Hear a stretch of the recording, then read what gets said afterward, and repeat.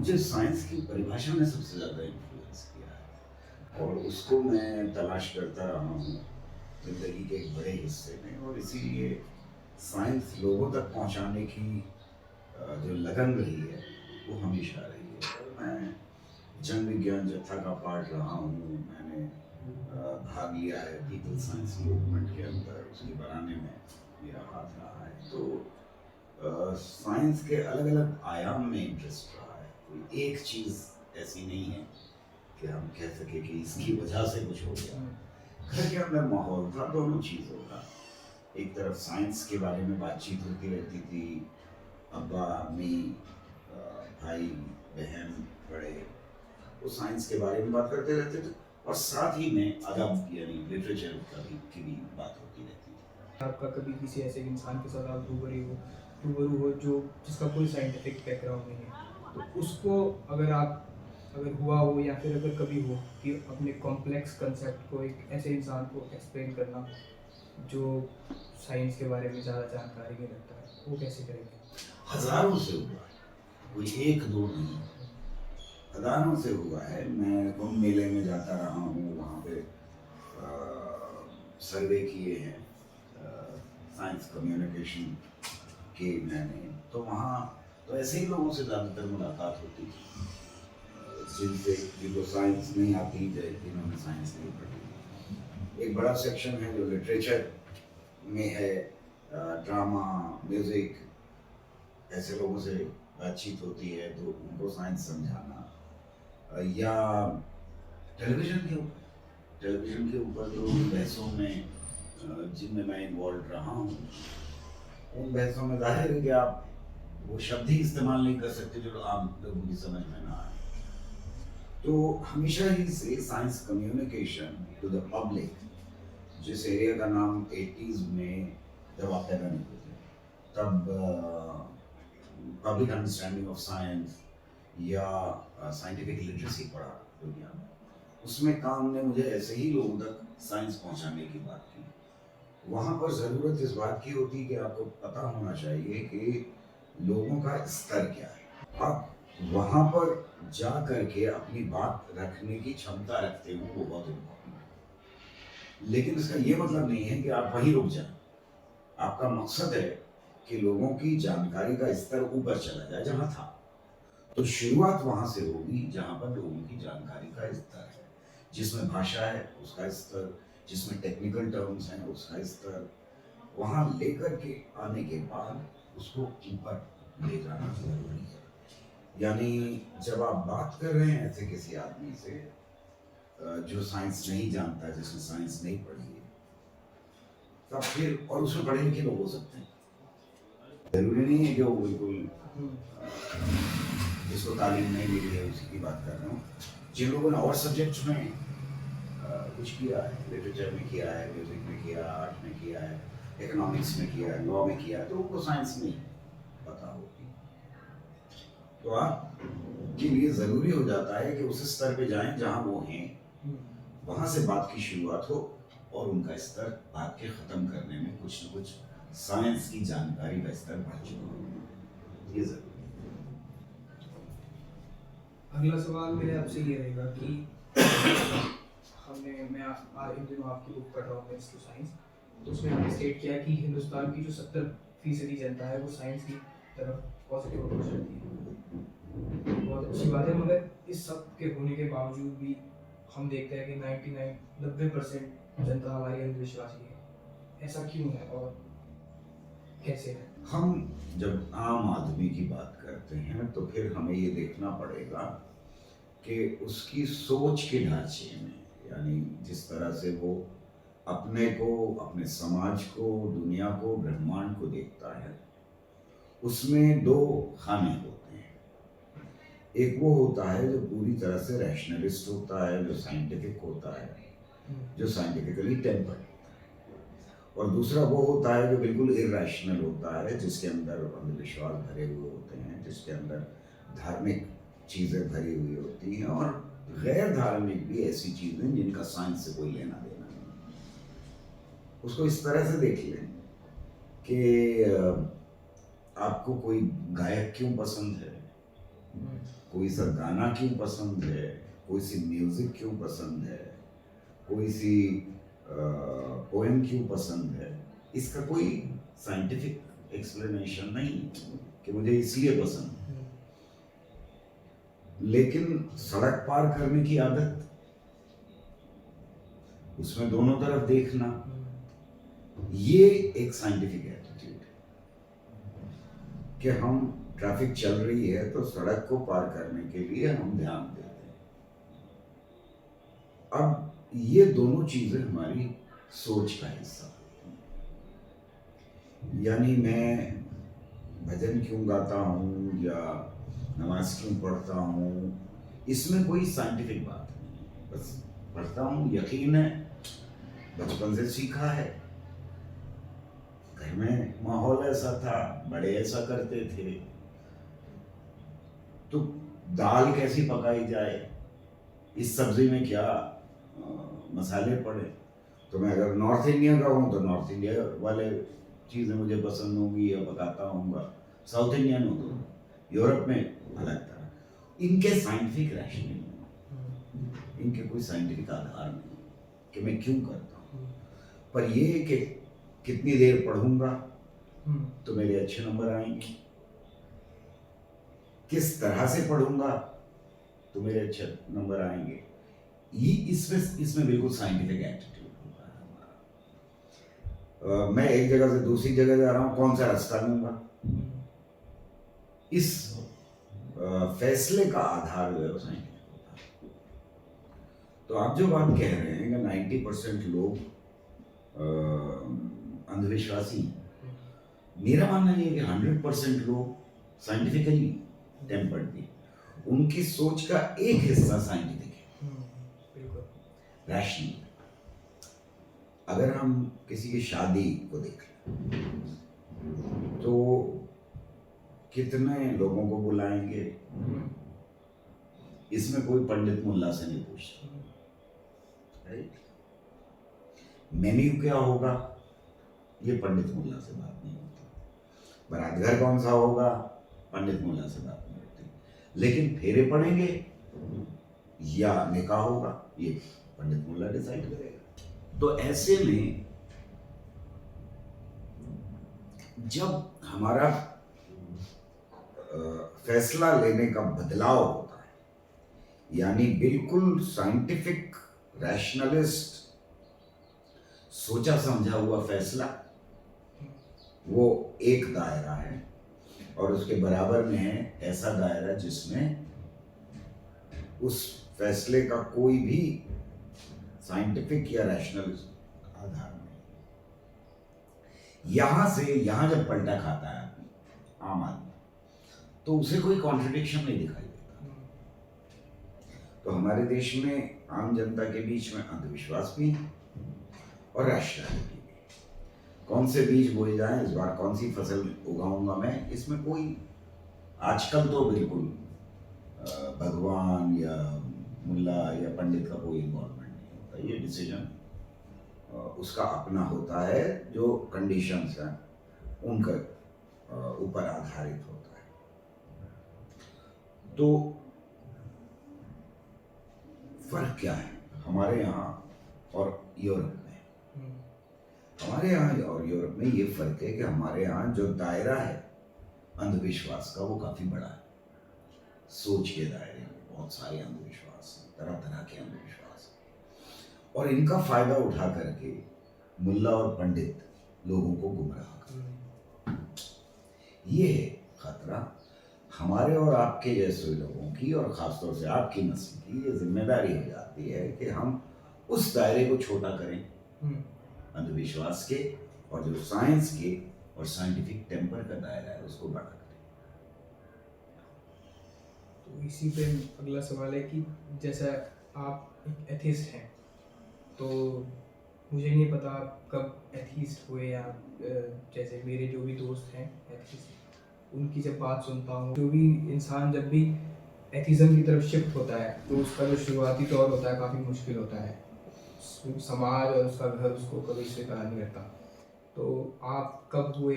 दुनिया के शायद सारे बच्चे कुछ बेसिक सवाल पूछते हैं जब वो बड़े हो रहे होते हैं, जिनमें एक सवाल ये होता है कि हम कहाँ से आए हैं, चांद तारे क्या हैं, ये पेड़ पौधे कहाँ से आए, जानवर कहाँ से आए, क्या वो किसने बनाया है, वगैरह वगैरह। और वो अपने बड़ों से पूछता है। मेरे साथ भी यही हुआ।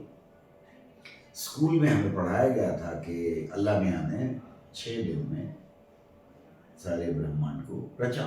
स्कूल हाँ, स्कूल में वो एक पेपर होता था, दीनियात का पेपर, पीरियड हुआ करता था जिसमें रिलीजियस टीचिंग्स पढ़ाई जाती थी। तो उसमें पढ़ाया गया, वो किताब थी हमारे कोर्स में, कि अल्लाह मियाँ ने 6 दिन में बनाया और 7वें दिन आराम किया सब कुछ। तो मैं घर आया और मैंने अपने फादर से, अपने अब्बा से पूछा कि अब्बा ये बताइए कि क्या अल्लाह मियाँ ने हमें बनाया, ऐसा पढ़ाया गया है। तो उन्होंने कहा कि देखो बेटा, वो खुशकिस्मती से मेरी, वो भी एथीस्ट थे। तो उन्होंने कहा बेटा ऐसा है कि बड़े हो जाओ तो खुद फैसला कर लेना कि क्या सही है और क्या गलत है, लेकिन मेरा मानना यह है कि इंसान खुद बना और उसने अल्लाह मियाँ को बनाया। तो ये बात तो हो गई, ज़्यादा समझ में नहीं आई उस वक्त। और दूसरी बात ज़्यादा समझ में आ गई कि उन्होंने कहा कि देखो, एक बार अगर मान लो कि कोई सुपर नेचुरल पावर है, तो वो जो सामने बिजली के तार जा रहे हैं ना, उसमें उल्टे लटक जाओ या किसी को रास्ता पार करा दो, किसी को खाना खिला दो या किसी का कत्ल कर दो, ये सब बराबर है, क्योंकि तुम फिर उसकी मर्जी से कर रहे हो। ये बात समझ में आ गई और तब से फैसला कर लिया कि मुझे जरूरत नहीं। उस जमाने में एक और चीज हो रही थी, वियतनाम वॉर थी, और उस वियतनाम वॉर में बड़ी भयानक तस्वीरें अखबारों में छपती थी कि वहाँ क्या हो रहा है, बम गिर रहे हैं, बच्चे मर रहे हैं, लोग कपड़े उतरे हुए हैं और वो बमों की वजह से आग लग गई है और वो उसमें से गुजर रहे हैं, उस तरह की तस्वीरें आती। तो वो जाहिर है कि कच्चे दिमाग पे बहुत असर करती। हालांकि हम अखबार पढ़ना नहीं जानते थे, पर तस्वीरें तो दिखाई देती थी। तो मैंने अपने से ये सवाल पूछा कि क्या जो सुपर नेचुरल पावर है, उसका जो भी नाम लिया, अल्लाह, भगवान, जो भी ईश्वर, खुदा, जो भी नाम रखें आप, गॉड, वो क्या इसको रोक सकता है या नहीं रोक सकता? अगर वो रोक नहीं सकता इसे,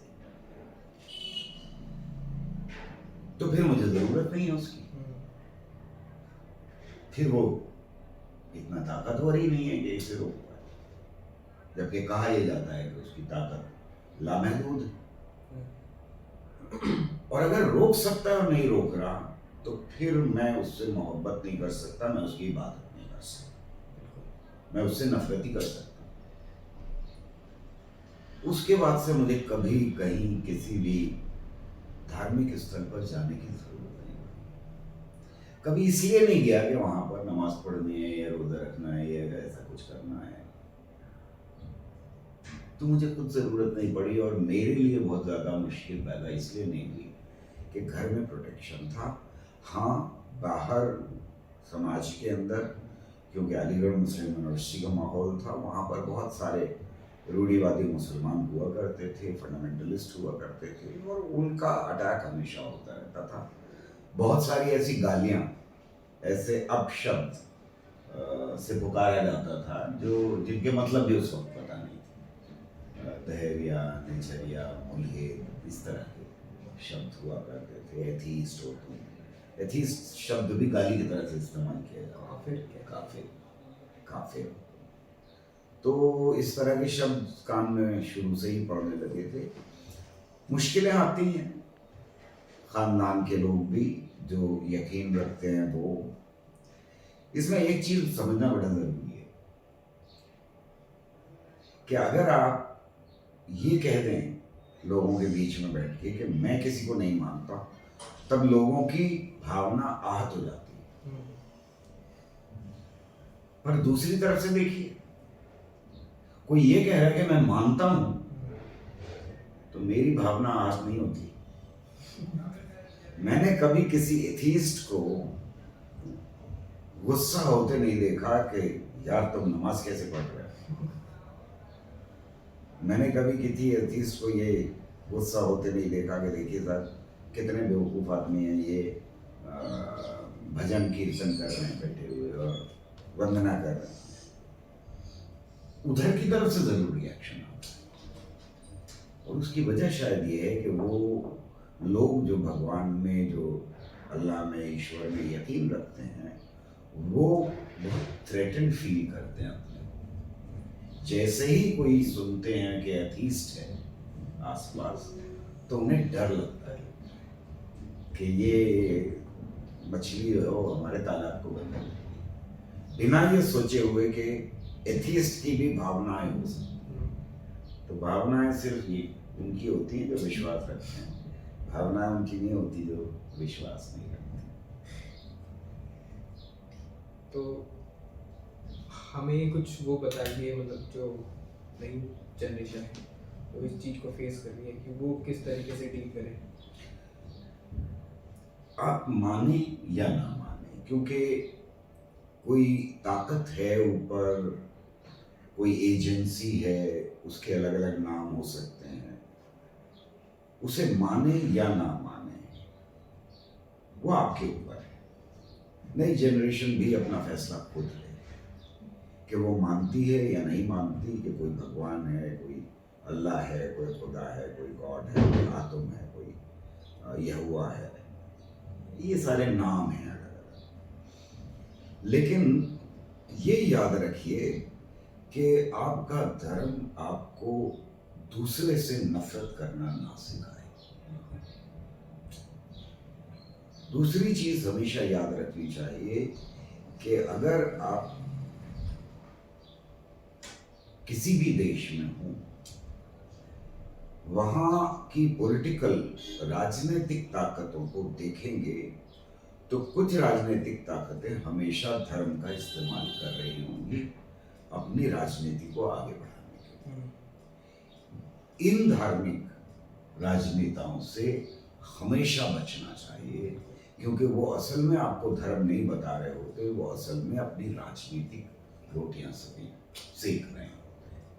तो ये दो मैसेजेस बहुत ज़रूरी हैं। सवाल उठाना बहुत ज़रूरी है। माने या ना माने वो अलग बात है। मान रहे हैं तो समझ करके माने कि मैं क्या मेरे किसी भी ताकत को, आजकल तो इंटेलिजेंट डिज़ाइन का ज़माना है, तो इंटेलिजेंट डिज़ाइन की बात होने लगी है।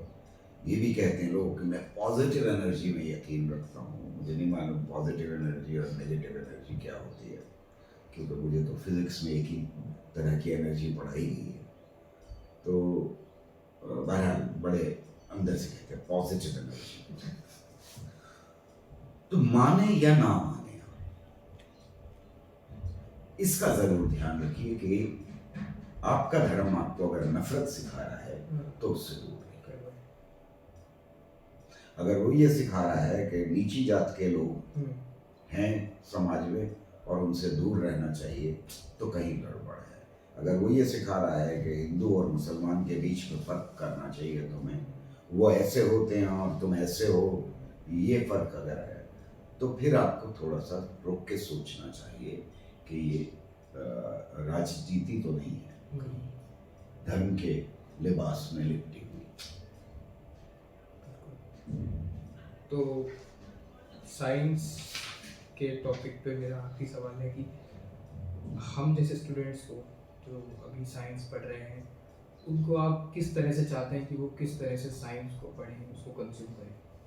साइंस को पढ़ने के लिए बहुत ज़रूरी ये होता है कि आपको जाहिर है कि टेक्निकल टर्म्स और डेफिनेशंस पता हों, लेकिन जब तक आप साइंस को समझ नहीं रहे हैं तब तक आपको मज़ा नहीं आएगा। और अगर मज़ा नहीं आएगा तो नंबर भले ही आ जाएं, साइंस नहीं आएगी आपको, क्योंकि नंबर तो रट के भी आ जाते हैं।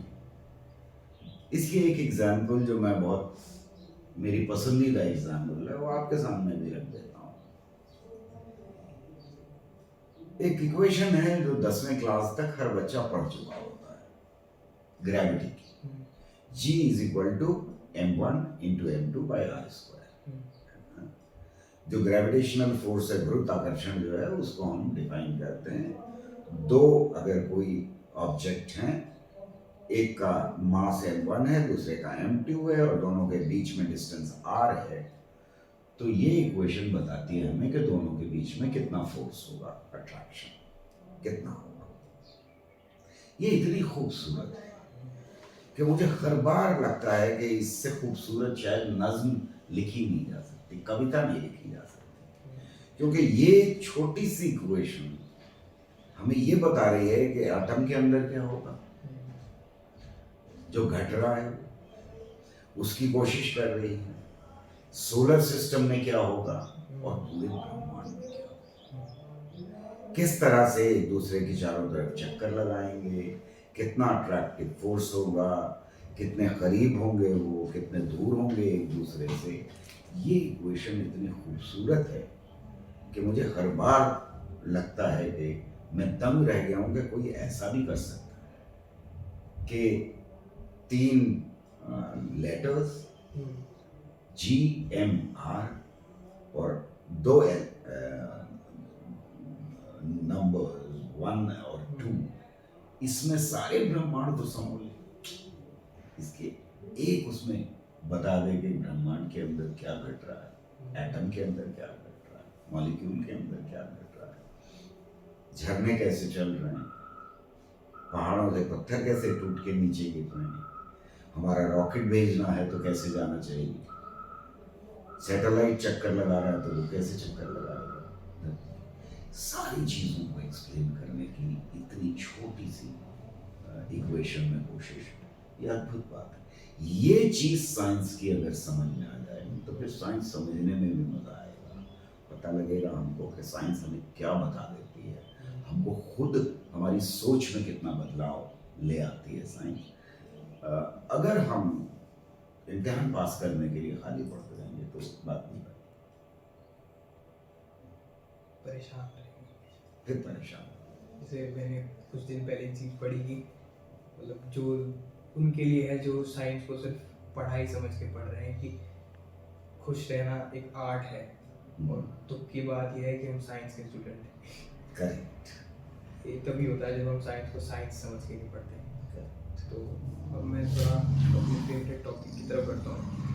तो जैसा कि आप एक पोएट हैं, तो इस बात पे भी मेरे आप हम बातचीत करेंगे, मगर उससे पहले मैं चाहूँगा कि आप कुछ अपनी कविता या गज़ल अगर सुना दें। जरूर सुना देता हूँ आपको। आज के दौर में जब हम ऐसे वक्तों से गुजर रहे हैं जहाँ हर एक सोच के ऊपर कोशिश की जा रही है कि लगाम लगा दी जाए, नौजवान फेसबुक पे ना लिख सकें कुछ जो उनको सही लगता है, ट्विटर पे ना लिख सकें, डिबेट में ना कह सकें, अपने टीचर्स से ना कह सकें, अपने पेरेंट्स से ना कह सकें बातों को, तो उसके ऊपर ही नज्म है। जब सब ये कहें खामोश रहो, जब सब ये कहें कुछ भी न कहो, जब सब ये कहें है वक्त बुरा, जब सब ये कहें ये वक्त नहीं बेकार की बातें करने का, जब सब ये कहें कुछ सोचो तो, जब सब ये कहें कुछ समझो तो, जब सब ये कहें कलियों का छिटकना क्या कम है, फूलों का महकना क्या कम है, शाखों का लचकना क्या कम है, विद्या का चमकना क्या कम है, फूलों का महकना क्या कम है, प्यालों का छलकना क्या कम है। जब इतना सब है कहने को, जब इतना सब है लिखने को, क्या जिद है कि ऐसी बात करो जिस बात में खतरा जान का हो। जब सभी कहें खामोश रहो, जब सभी कहें कुछ भी न कहो, तब समझो पतझड़ रुताई, तब समझो मौसम दार का है, तब सहमी सहमी रूहों को ये बात बताना लाजिम है, आवाज़ उठाना लाजिम है, हर कर्ज चुकाना लाजिम है। जब सब ये कहें खामोश रहो, जब सब ये कहें कुछ भी न कहो, तब समझो कहना लाजिम है, मैं जिंदा हूँ, सच जिंदा है, अल्फाज अभी तक जिंदा है, अल्फाज अभी तक जिंदा है। बेहद खूबसूरत। बहुत शुक्रिया। आप इस बारे में बताइए कि जब आप कुछ लिखते हैं तो जब कोई भी राइटर कुछ लिखता है तो एक आइडिया से वो एक फिनिश्ड पोएम या गज़ल नज़्म की तरफ जाता है, तो उस दौरान आपका जो सफ़र रहता है उसको कैसा आपको एनवायरनमेंट चाहिए होता है, उस बारे में हमें थोड़ा बताइए।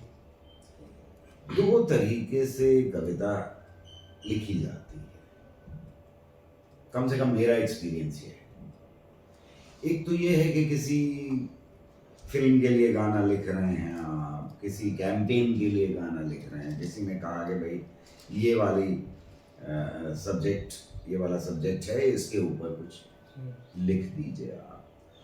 तो वो तो बैठ करके और जोर दे करके और मीटर ढूंढ करके और फिर मीटर में फिट करने की कोशिश करके अल्फाज को ऐसे लिखी जाती है। यानी आपको एनवायरनमेंट जो चाहिए वो उस वक्त चाहिए होता है बिल्कुल सुकून का, जिसमें डिस्टर्बेंस ना हो, क्योंकि फिर आप मीटर में अल्फाज को और ख्याल को दोनों को फिट कर रहे हैं। दूसरा तरीका होता है जिसमें कविता खुद बनती है। वैसे तो खुद कुछ नहीं बनता, आपको ही बनाना होता है, लेकिन ये कि उसको मैं यही कहता हूँ कि ये कविता खुद आती है, और वो तब होता है, कम से कम मेरे साथ, मैं और शायरों की बात नहीं कर रहा, मेरे साथ ऐसा होता है कि कोई ना कोई इंसिडेंट हो गया, चाहे नेशनल हो चाहे इंटरनेशनल हो, और उसकी वजह से बहुत परेशान हो जाते हैं। तो तालिबान का आ जाना, तो 2 दिन 3 दिन आप परेशान घूम रहे होते हैं, हर वक्त दिमाग पे वो छाया होता है, चाहे आप खाना खा रहे हैं, कहीं बात कर रहे हैं, कहीं बाहर जा रहे हैं, लेकिन वो आपके दिमाग पे छाया हुआ होता है। और फिर एकदम से कलम उठाया और कविता की फॉर्म में वो आ जाती है। तब कोई फर्क नहीं पड़ता कि कौन शोर मचा रहा है आपके चारों तरफ, कौन हंगामा काट रहा है, लाउड स्पीकर पे कुछ बज रहा है, या कहीं जाना है और काम खत्म करना है, ये सारी चीज़ें एक तरफ हो जाती हैं। फिर वो कविता शुरू होती है और ख़त्म होके ही दम लेती है। तो ऐसे में कविताएं लिखता हूँ। तो आपके कोई पसंदीदा कवि या शायर? बहुत सारे, नेशनल भी और इंटरनेशनल भी। जिनको सबसे ज़्यादा मैं पसंद करता हूँ वो, मुझे उर्दू लिटरेचर ही आता है, हिंदी से ज़्यादा वाक़फ़ियत नहीं है। तो उसमें मीर हैं, मीर तकी मीर हैं, गालिब हैं, फैज़ अहमद फैज़ हैं, ताहिर लुधियानवी हैं, और बहुत सारे हैं। इस मौजूदा प्रेजेंट के कोई ऐसे शायर जो आप चाहें कि हम भी पढ़ें? जावेद अख्तर साहब को ज़रूर पढ़ना चाहिए। उनकी 2-4 नज़में तो ऐसी हैं जो अद्भुत हैं बिल्कुल, जिसमें एक वक्त है उनकी नज़म, जिसने कम से कम उर्दू लिटरेचर में पहली बार किसी ने वक्त के मॉडर्न मौजू के ऊपर कुछ लिखा है, तो उनको ज़रूर पढ़ना चाहिए। हिंदी में मुझे जो बहुत पसंद हैं कवि, उनमें राजेश जोशी हैं, वो बहुत क्रिएटिव कवि हैं। मैं समझता हूँ कि 2-4 नौजवानों की जो नज़में हैं वो बहुत पसंद हैं मुझे। पाकिस्तान में कई नौजवान शायर हैं जो बहुत अच्छा लिख रहे हैं, उर्दू में भी और पंजाबी में भी, दोनों लैंग्वेजेस में। पर उनकी एक 2 नज़में ही सुनने को मिली हैं, तो मालूम नहीं कि बाकी मैं किताबों तक नहीं पहुंच पाया हूँ उनकी, तो मालूम नहीं कि ओवरऑल वो कैसे शायर हैं। पर वो 1-2 नज़में जो सुनी हैं वो कमाल की नज़में हैं। हमारे इलाहाबाद के एक यंग शायर हैं, मालविया, अंशु मालविया, वो बहुत अच्छी नज़्में लिखते रहे। तो कई हैं ऐसे जिनको मैं बहुत पसंद करता हूँ। और कोई पसंदीदा किसी खुद की या दूसरों की कोई गज़ल या कविता कोई ऐसी?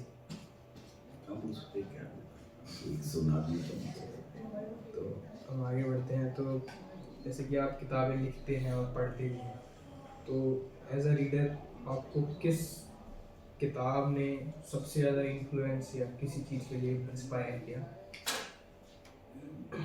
किताबों का पढ़ना मेरे लिए ऑलमोस्ट ऐसे ही है जैसे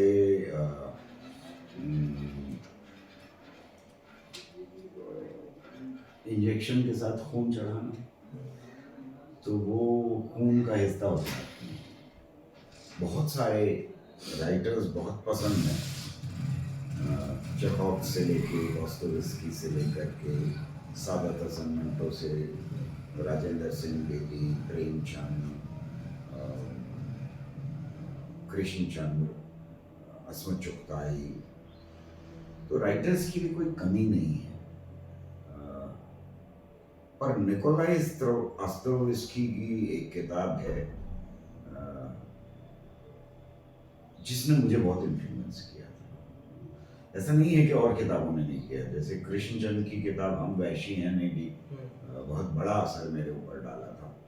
लेकिन ये कि उनकी किताब है how the steel was tempered, English में है, अग्नि दीक्षा उसका टाइटल हिंदी में है, और उर्दू में उसका टाइटल है दारो रसन की आजमाइश। मैंने तीनों लैंग्वेजेस में वो किताब पढ़ी है, क्योंकि रूसी में नहीं आती थी मुझे, और उस किताब का मेरे ऊपर बहुत गहरा असर रहा हमेशा, कि जब आप डिप्रेशन में हो तो उससे बाहर निकलने के लिए वो किताब पढ़ी जा सकती है, कभी भी पढ़ी जा सकती है। मैंने बार बार पढ़ी। हमारे जैसे बच्चों को क्या सजेस्ट करेंगे, या जो बच्चे अभी पढ़ना शुरू कर रहे हैं कोर्स से हट के, किस तरह का कंटेंट उनको पढ़ना चाहिए शुरुआत में? आप बहुत खुशकिस्मत हैं कि इस जनरेशन में पैदा हुए हैं जहाँ आपके पास जो वसाइल हैं, जो जो रीच है आपकी, वो बहुत ज़्यादा है हमारे मुकाबले में। हमें कोई किताब पढ़ने के लिए जाना पड़ता था, लाइब्रेरी में ढूंढनी पड़ती थी, खरीदने के लिए दुकानों पे मारे मारे फिरना पड़ता था, ऑर्डर करना पड़ता था, इंतज़ार करना पड़ता था। आपके पास सब कुछ मौजूद है, मगर फिर भी पढ़ नहीं रहे लोग। मेरा मानना ये है कि वो लिटरेचर हो, वो पेंटिंग हो, वो फिल्में हों, ज़्यादा से ज़्यादा कोशिश करें कि अच्छी क्लासिकल फिल्में, लिटरेचर, पोइट्री, पेंटिंग, इसे देख सकें, समझने की कोशिश करें। ये अपॉर्चुनिटी आपकी जनरेशन के पास है, हमारे पास नहीं थी, और इसका इस्तेमाल किया जाना चाहिए अपना विजन बढ़ाने के लिए, अपने को ज़्यादा बेहतर इंसान बनाने के लिए। क्योंकि अगर आप सिर्फ साइंस की बात कर रहे हैं, अगर आप रट लेते हैं मैक्सवेल्स इक्वेशंस, तो आप पूरी तरह से इंसान नहीं बन पाएंगे।